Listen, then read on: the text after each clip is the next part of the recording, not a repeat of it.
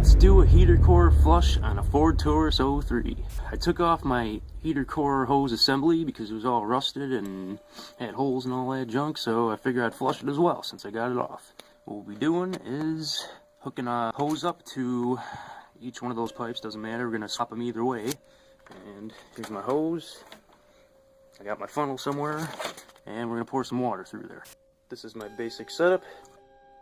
Alright, got our pipes all set up, and let's pour the water. Alright, we switch sides, and let's do it again.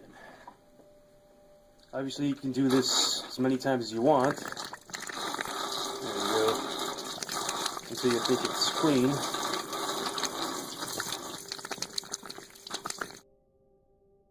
And now, for the last step, I will be using this.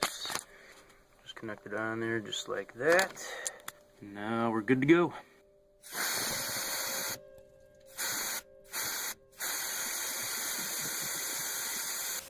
Alright, I figured I'd show you this too since I'm putting all this junk back on anyway. So this is the new heater core hose assembly right here.